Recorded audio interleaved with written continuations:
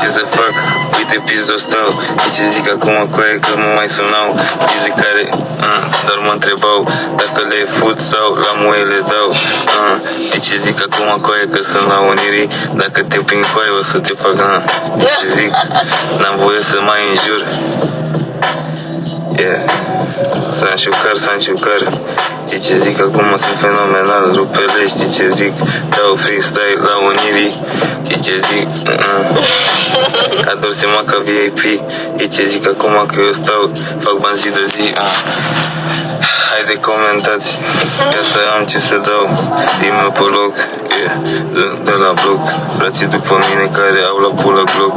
Dai din pulă Messi, hai nu te juca. Știi ce zic acum cu aia că o să încep strofa. Nu mă mai droghez.